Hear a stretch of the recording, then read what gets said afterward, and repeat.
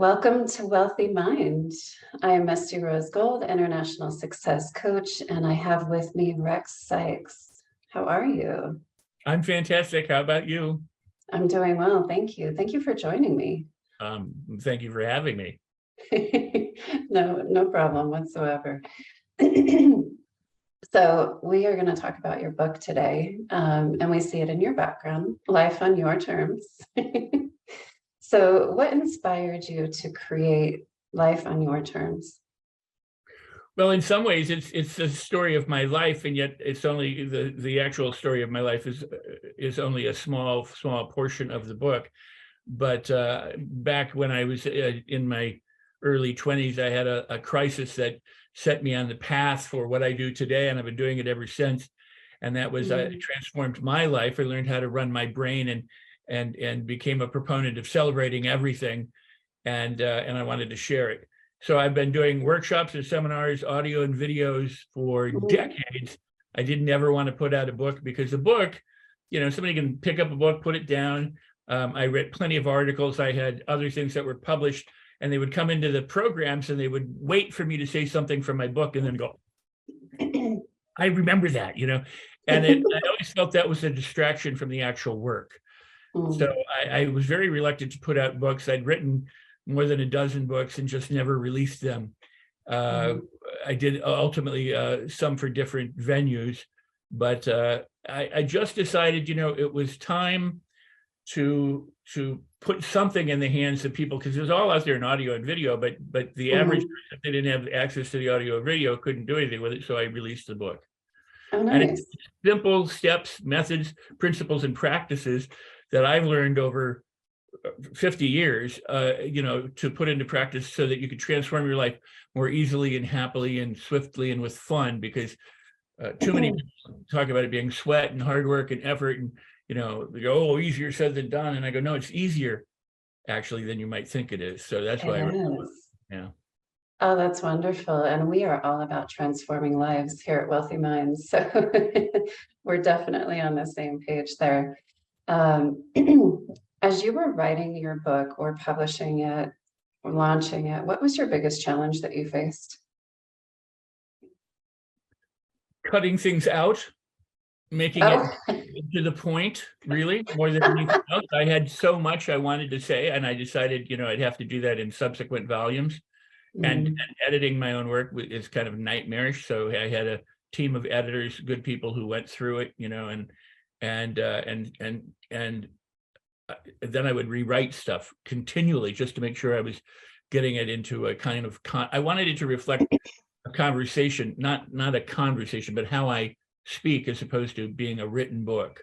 And there's certain conventions that I used in the book to appeal to the subconscious, unconscious, other than conscious mind, so that you can actually transform just by reading the book. You're getting all sorts of different kinds of positive messages while you read it. So there was a structure to it, and it was Sure. There was no problem with writing it or getting it written or getting it published, but making it concise was the biggest challenge. And Oh, I love that. I love that you're saying that, because, a lot of people want to write a book, but they come across these challenges and they're like, what do I do? I mean, some people don't even get started because they don't know how to get started, but it's what's wonderful for people to get that perspective of, I wrote too much. Well, and I've recorded, in my workshops, everything was recorded. It's on video and audio, and I was like, I can't go through thousands of hours to transcribe this stuff. But I will say this: if you want to learn to write, if this is what the question is about, I decided in the early 2000s, 2005 or 6 or something like that, to write a daily blog. I started, I believe, on Facebook, where I would write little inspirational messages and memes and posts. And I thought, you know what, I'm going to do a blog. So ultimately, I started a blog, and I started writing the blog every single day. Oh, wow. And some articles would be very long. I would overwrite. I wanted to get everything, again, going back to being concise. I would write long articles, just so that I could try. Because I always try and tell people now, look, an article isn't exhaustive. I can't tell you everything inside of a book or inside of an article, but I can get you well on your way. but there's going to be things that are left out. There's going to be need be in either the next chapter, the next book, or the next article. But I started writing every day. I've never, ever not written a day. Oh, So wow. for well over 14, 15 years, I've written a daily blog. If I'm in the desert or I'm somewhere where there's no Wi-Fi, I write 8 or 10 or however long I'm going to be gone in advance, so that they then get, published time. But I've never broken that chain of stuff. But writing every single day meant I had to come up with topics. I had to, view my mind. And I have an article out there called how to write better. I wrote it for Joe Vitale back in 1990, 2000 for his blog, Mr. Fire blog at the time, and I just republished it. In fact, over the New Year holiday, and I can somewhere get a link to that. But great. Gratitude Activator is my blog, and it's in there. Oh, that's wonderful. But one of the best ways to get going is to say, what is it that I want to show, tell, and have my audience feel, and ask yourself this question, and then go do something else and let your brain do the work. And I love that. Your brain will work like it does with a tip of the tongue phenomena. We could go, what's that person's name? What's this person? When you try and force it, it seems to be elusive. But when you say, oh, it'll come to me, an hour later, a day later, a week later, it pops in and you go, oh my God, that was so same thing with when writing, and people get in this writer block kind of thing, and they're stuck. What is it that I want to communicate? What do I want to say? What do I want to show them? How do I want them to picture things in their head? What do I want them to hear? How do I want them to feel? And what do I want to walk them through? And then go off. I used to do that in college, and go watch TV or do something else, and I'd go, oh, and then you got to write it down. You got to take notes, or it'll go. David Lynch, the director, always says ideas are like fishing. It's like they come, they're swimming around and like that, and somebody drops a line in, unless you write it down and get it hooked, you're going to lose that idea. It's going to come and it's going to go. So always you take notes so that you keep it. So that's how. But so now I'm used to writing lots. Right. And I concur with everything that you're saying. I'm an author as well, and I understand the creative process, and I don't stress about it. I don't think about it. It just comes when it comes. And when it does, you have to write it down. Like I have Google Docs on my phone. I have it on every device. So wherever I'm at, I can take notes. There you go. And here, what my work is really about is not trying to do it consciously, but letting your brain do it for you, letting your mind do it for you, letting the subconscious, which is a powerhouse of us, do it. So it's give the instruction to the brain, let the brain carry it out. People say, I don't know how to be motivated. I don't know how to do these things. Well, because they're trying to figure it out. They're trying to work from the least, the conscious mind is good at setting a direction, saying, here's what I want to do, but it's not good at carrying it out. Right. The subconscious mind is a servant. It will do exactly what it's learned to do, and it'll do exactly what you train it to do. So training the brain is really important when you want to be able to do things consistently and productively and positively and profit, with it being profitable. Definitely. So it's no struggle. It's not hard. It's not struggling. It's not effort. It's not, all of the, stuff that people will tell you you have to risk, spend your family time, you have to sacrifice and suffer and sweat and all this. It's not that at all. You don't have to do that. And that's what the book is about. Oh, that's wonderful. I love that. So what is your greatest success with your book? Maybe an inspirational story that somebody was like, oh my God, it changed my life, something like that. I mean, I get so many of those. It's hard to pick just one. But there are people who tell me, that they have really transformed by either the book has some stories in it, which are examples of people in everyday life who've applied kind of the principles that I share or that I teach. Some stories aren't people that I know, but are examples that people gave me to say, hey, this person was kind of learned how to run their mind or learned how to overcome a difficulty. And so I use them as an example. And then there are, the ones that I share in the point. But there are so many people who are using the book to just, again, they're using it as a manual because it's a kind of a how-to manual that's fun and easy. And I don't typically talk about my students or my readers in that way. So you'll have to forgive me if I don't come up with the perfect example. It's okay. Definitely. I mean, it's successful that you're inspiring people, you're helping them, that kind of thing. That could be the greatest success is just the lives that are changing. Oh, well, no, that is the point. So I mean, it's very difficult for me to single out one or the other, you know, Mhm. um, because I just don't do that. People will say, well, who are your students? I don't tell people who my students are. You can find out, you can look online. Some of them have left testimonials, but I don't name drop in that way. So it's kind of, Mhm, you know, mhm. Yeah, for sure. And I'm not looking for the names. It's, no, I know you. just, I yeah. don't know. Yeah, definitely not. So I love this conversation that we're having because we want to inspire people to chase their dreams, to accomplish their goals. And if their goal is to become a published author, I mean, this is a wonderful conversation to make sure that they have the insight to accomplishing that and achieving that goal. It's beautiful. Well, Um, I would add this is that a lot of times people use like the biggest example to say, here's what you can achieve. But what I discovered, I mean, I'm also in the film business and I work with a lot of producers and directors and I have a blog on how to get your movies made and things like that and navigate a career, a podcast rather. I don't often interview the top, like there's no point in doing James Cameron or mhm, mhm. somebody of that caliber because there aren't many people you can aspire to that. You can see him. What I want to do is I want to share the people who are in the trenches every single day working Mhm. as you or I or others would. So it's not that the exceptional story is the key. It's what's the maybe even the least likely or least important story, because that's Mhm. where most of us, it doesn't sound impressive, but the point is it's where we all are on a daily basis. It's like saying, what is Right. your favorite? Well, my favorite meal could be, something really extravagant, but what is it that keeps me alive every day is truly more important. Yes, definitely. And I love that, right? Because my aim with the people that I interview, it's like they're real people with real Right. stories.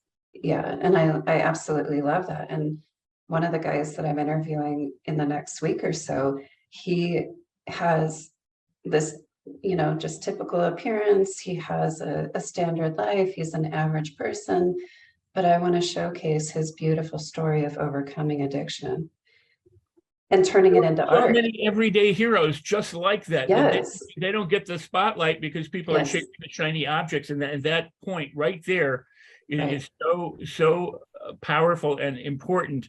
The heroes who have overcome, they're heroes to themselves and to the family and to other people Mhm. around them. And sometimes no one knows who they are because they just fit in with everybody. But I mean, all you have to do is like walk down the street. There are people who've overcome and so much and have succeeded and have been Mhm. broken and found their way back. And they never get to be ed, uplifted or edified or given Right. attention that they actually do deserve, but they're not looking for it either. Right. And I'm giving them a chance to finally share their story, which is so empowering, and I love it. Oh, beautiful. Absolutely beautiful. Mhm. No, you do Yeah, a great service to everybody by doing this. Absolutely. And I love the title definitely. Wealthy Minds because it has so much to do with just the mind being in tune and wealthy and happy and healthy and whole, along with Mhm. finances and everything else. But I love the title. So very, very wonderful. Thank you. And that's what we live by is a healthy mind is a wealthy mind. Yes. So definitely. You mentioned some personal challenges that you have put in the book. Do you want to share that with the audience? Yes. I mean, when I was younger, it's one of many. Just so you know, I mean, I've had numerous challenges in my life, and life-threatening challenges many times, financial challenges where I've lost everything many times, and Mhm. emotional challenges, and the loss of friends and loved ones. Loss, hardship, difficulty, and anything we face is just part of living. And to me, I was in my early 20s and trying to navigate a film career, and I got pretty frustrated. Things had gone well for a while, and then they started to go kind of dark. And I'd been reading Napoleon Hill and meditating and doing hypnosis Mhm. since I was a child, and I dropped off. I mean, I started to pay attention to other things, and I started to get frustrated and angry, and I went skydiving with a person who I did a movie with, and to the uh, which made a girlfriend of mine very upset. She wasn't happy I was going skydiving with a woman. And I got injured, and I tried to hide it from her because one, I didn't, she didn't want me going skydiving in the first place. Two, she didn't want me going swimming. Three, I got hurt. So I had really injured my back. So I went to a doctor and asked it. I couldn't sleep. I couldn't walk. I was in a lot of pain. I said, is there anything we can do? And he gave me a couple pills and said, yeah, you can take this and I'll help you sleep and everything. I said, can I take them here? And he said, sure. And he gave me a little water cup, and I took the pill. The last thing I remembered for months. I mean, it was a fatal combination of pills. Oh my. Totally misprescribed medications. I went to pick up my sister, and she was like, you're a completely different person. Well, from that moment on until many, many, many months later, I did just about everything I could to die. And it was on a list of drugs as long as my arm. I mean, I started, people kept saying, there's something wrong with you. Here, take this, take that, take this, take that. So people are giving drugs to try and, get me sane.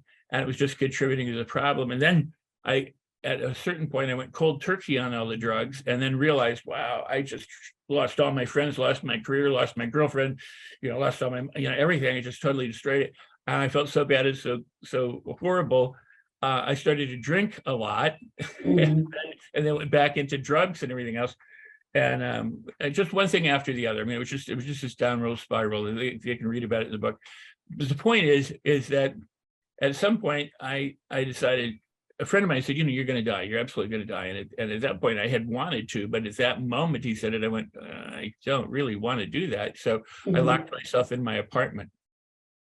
I said, I've got to get myself back, together. So I'm just going to sit in my recliner chair until I can go out and face the world with confidence and with ease and get my friends back. So somewhere after 6 weeks, I was able to do that. But during that time, and this is what I write about in the book, during that time, I realized that I was going, why did this happen to me? What's wrong? How did I do this? Why am I such a screw up? Nothing goes. I was self-shame, low self-esteem, bad self-image, self-blame, the whole thing, which so many people go through. And this is why guilt. You have a lot of guilt and all of the guilt and everything. And so many people go through this. This is why I ultimately wrote the book. It's why I started teaching at that point.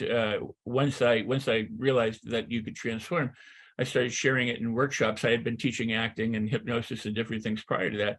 But so I started introducing it in meditation classes and self-improvement classes and in my business workshops that I was conducting at the time. And lo and behold, people were transforming. I realized I didn't want to know why I was screwed up. I wanted to know what I could do to be better. And I ended up creating something called directed questions, which has gone around the world to this day in various forms, and people have renamed it and called it different things and everything else. But directing your mind, and you have two ways of directing it: to dog crap or to diamonds.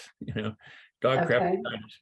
And most people don't know that, one, they can direct it, and two, they don't know how to direct it, and three, they direct it to dog crap most of the time, wishing for diamonds. And so they wallow in it. And there are people to this day who will say, well, when I was 25, this happened to me. And they are still a victim of what happened when they were 25. Yes. Carry that around. And I'm like, you don't have to. You can be free of that. You can resolve that. You can release it. You can transform, and you can direct your mind to the diamonds so that you get more good in your life. And so at that point, I started asking myself, how soon can I find myself feeling confident enough to go out? What do I need to do in order to face my friends, cheerfully? How do I have to walk and stand and look in order to pull this off so that people think I'm normal again, And so I started directing my mind, instead of asking what was wrong, into what could I do that was right, and how could I do it?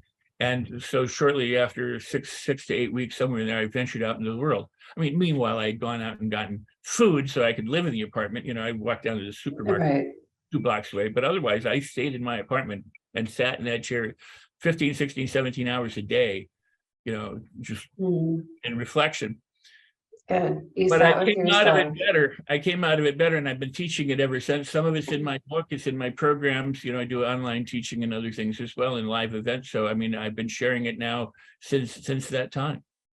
That's awesome. And I'm stuck on the dog crap and diamonds. So you know what? Like, people stop searching for diamonds in the crap.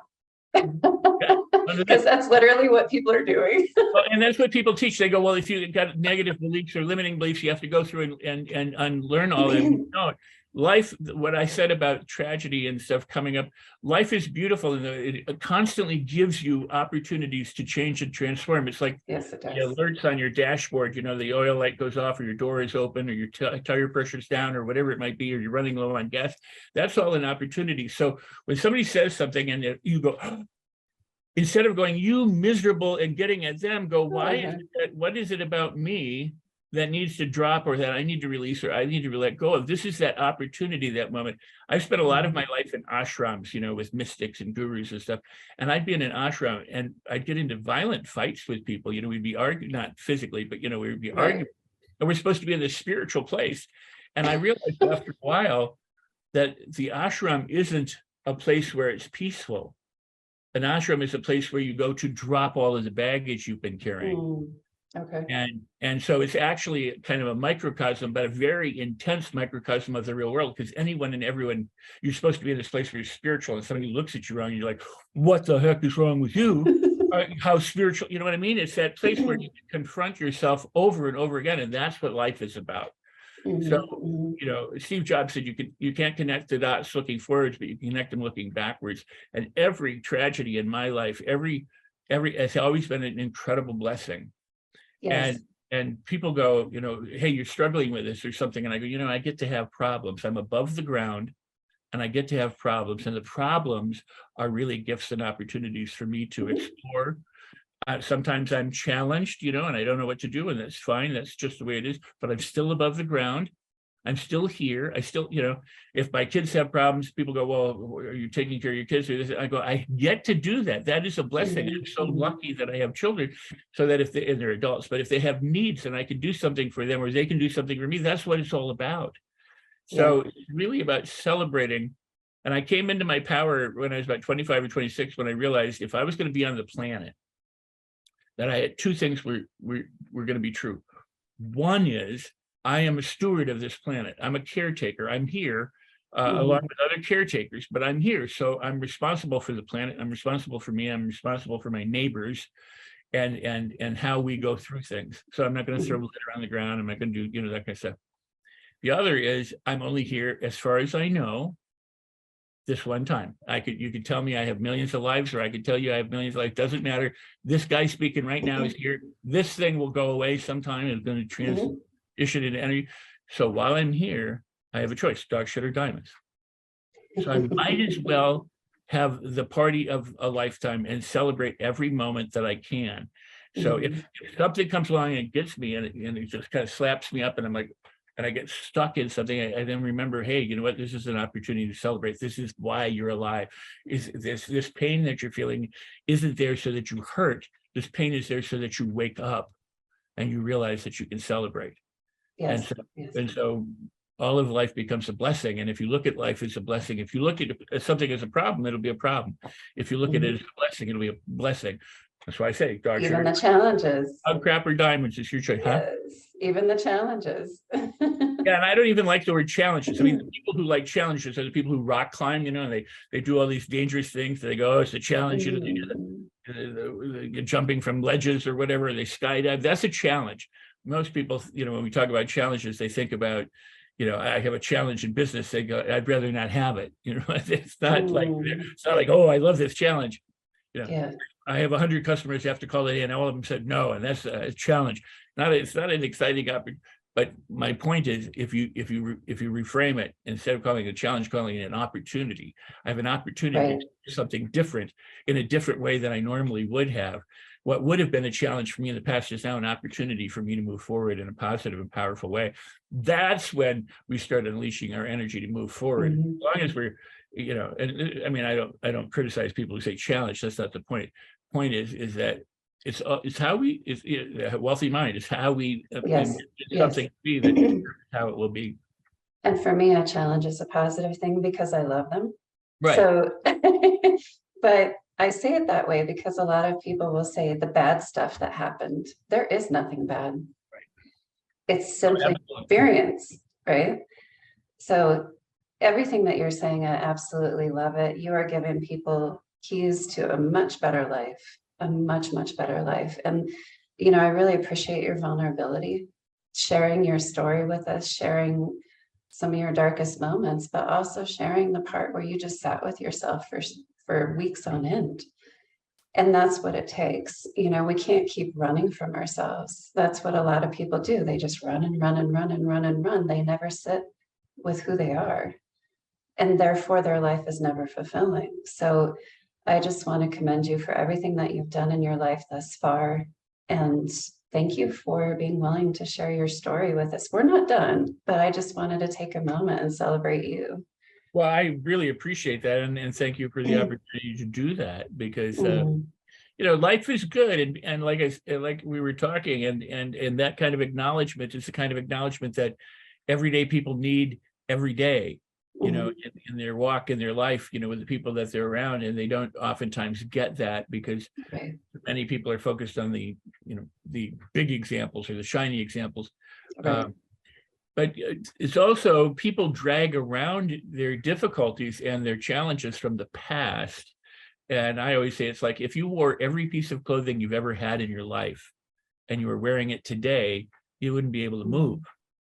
And yet people do that with their, you know, when I was 10, this happened. When I was 17, this happened. You have no idea what happened when I was 30, and they carry it. It is time to release it. You know, we are I meaning. love that. The imagery that I have.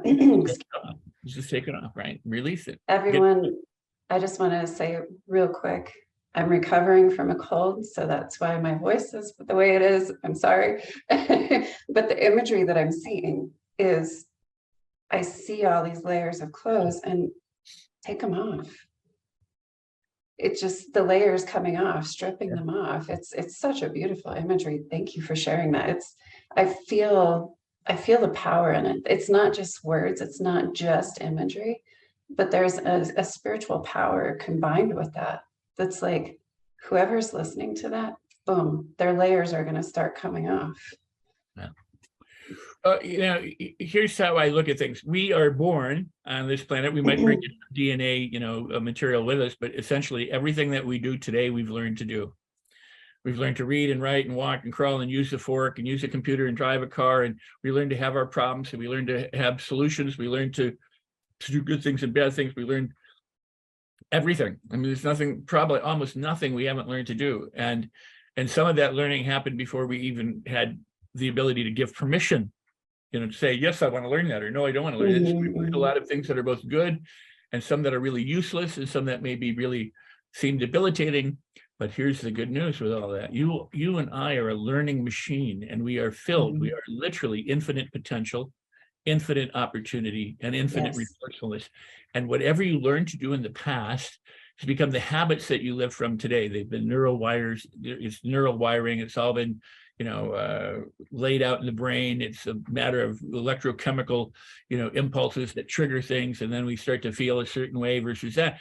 The interesting thing is that, you know, science tells us today that and mystics have known this for eons, but tells us that thinking optimistically is really healthy for you. That the more positive and optimistic you think, the better, you know, you release the right brain chemicals for health and well-being and all that. When you're stressed and you're thinking of your worry or fear or doubt or anxiety or anger or frustration or sadness, you know, you're actually depressing your immune system and causing extra stress. And so that's debilitating. So the healthiest way to live is to live optimistically, look for blessings, live in gratitude, and feel really marvelous and wonderful. And the good news is this, is whatever you learn to do that doesn't work for you, and it does in some cases, but not in all, let's call it, it's context driven. In some cases, you know, it's good. Like anger is a great thing to have when you need it, or the ability to run is a great thing. You don't want to be running all the time, but if you need to run from a burning building, you want to be able to run your ass off, right? So times when everything is useful, but it's not useful when it isn't useful. It could be, you know, it's like having all those clothes. Those clothes are useful, but they're not useful all at once. Right. So, you know, it's really a matter of having good taste. But the point is if you learned a bad habit, or you learned to be depressed or sad or fearful or anxious or worried or anything, doubtful, lack of confidence, you have poor self-esteem, poor self, you learned it. And because you learned that, you can learn to be otherwise. You just train your brain to be what you want it to be now, instead of what you don't want it to be. And people tend to focus on what they don't want to be instead of Exactly. focusing on what they do want to be. And so they spend most of their time being what they don't want instead of spending most of their time being what they do want. But it's really a lot easier, and it's a whole lot, it is absolutely as easy as it is said. You can do it if you do it, it's like you can eat an elephant bite by bite. Anything can be done in the right amounts to give you the right kind of thing that you need to do in order to transform maximally, but it's just up to people to start to do it, want to do it. If they want to do it, there are ways to do it. Yes, definitely. And you're sharing so much wisdom, and I appreciate that very much. And we're going to start wrapping up here. There's one question I'd love to ask, and I have to ask. What do you do to keep a wealthy mind, i.e. a healthy mind? Well, I think I've already answered that in many ways. It's Yes, consider your something personal practices. right, So but what I'm digging for is something. one is I use the directed questions, that I created, 40 years ago, but which is how to direct your mind in a positive and truthful way. So I do that. Stuff that I do is in my book, but do you have a ritual? I get up in the morning and I'm thrilled to be alive. Okay. All right. I'm like, here I am. I love being alive. I'm here. I'm another day. It's great. That's always a good start of the day. Mm-hmm. I tend to smile a lot as much as I possibly can and laugh as often as I can. I like to do that. I mean, I do in different incarnations of my life. I either meditate or I relax or I, do something. But in general, I get up and I enjoy the day. What I've learned to do in most cases is to live my day meditatively. I try and be as present as I can, be present, enjoy what I'm doing. And exactly what I said before, if you consider something a problem, it's a problem. If you consider it a blessing, it's a blessing. So if something comes my way that's a problem, as much as is humanly possible, because this is, I'm not trying to be some kind of exemplar for people. I'm trying to say that everybody has whatever. But when things come our way, if you look at it like, wow, this is an adventure, and I get to explore it, and I don't know how it's going to work out, but I always land on my feet, and good things always come to me. And ultimately, looking back, I know I'm going to laugh on it. So why should I wait? Why not just have fun with it now and allow it to be and let it go? And so I don't worry like I used to. I don't fret like I used to. Not that there isn't any moments of that, but the moments come and go. It's like a wave that goes out and comes back. Night becomes day. It's not getting caught. It's not getting hooked. It's letting things move. And realizing that life is a process. So I try and attempt to stay in the flow as much as possible. Just be in the flow. I love that. And you live. Practice the flow. I practice flow. Yes, I do. Yes. And it's a whole lot easier to redirect things than it is to build a dam. I mean, we know that if there's a river and you try and stop it, it's harder than if you just dig a trench going another way. So, what do I do if a problem comes up? I direct it into what can I do? What's positive about it? Where can I celebrate? What's good and new? And the fact that I'm grateful for the opportunity to explore things and it's another opportunity for me to release something that I might have not realized I was harboring. Yeah, that's beautiful. I love that. It takes so much energy to control things. Yes.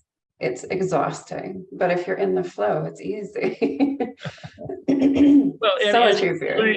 But what you just said is learning what you can control and what you can't control. I can control myself. Yes. My mind and my emotions, my behaviors, my speech. I'm responsible for that. I can't control you or other people. Like if somebody says I'll meet you at 10 o'clock and they're not there, it's like the only thing I can do is go. I get to be really angry or upset or carry that around forever. I get to let it go, and speak what else. Or maybe I'm there at 10 o'clock, and I don't know why, but that there's an opportunity there that I could explore. And it's a good thing the other person didn't show up at 10 o'clock. You know what I mean? So yes. Always being open to possibilities that are wonderful and delightful and good for you, as opposed to going, oh, this sucks and this is wrong and this is bad. So it's dog crap or diamonds. I love that. I love that. So as we close, I would like you to share from your heart, from your soul, speak to the author that's listening, that one person that's listening that wants to become the author. What can you say to inspire or encourage from your heart and soul? Wow. Well, if I can do it, you can do it. I mean, Yes. nothing special about me in any way, shape, or form. And that's good news, you know. Yeah. If I can do it, you can do it. So do I it. love that. Yes. Oh, I love that. And that is the perfect way to wrap things up. So, Rex, thank you so much for spending time with me today. Thank you so much for inspiring our listeners, our viewers, and thank you for inspiring me. I appreciate you. Right back at you. Thank you. And Yes. best of health to you. Thank you very much. And please purchase his book, Life on Your Terms. If you love what Rex is talking about, grab his book, go to his website, rexsikes.com. And I encourage all of you to download the Wealthy Mind app and get started on your wealthy mind today. Thank you very much for your time. Thank you. It's been wonderful being with you and with your viewers and listeners. Thank you. Thank you for tuning in to the Wealthy Mind podcast. Please be sure to download the Wealthy Mind app today and make sure to support your local Dress for Success.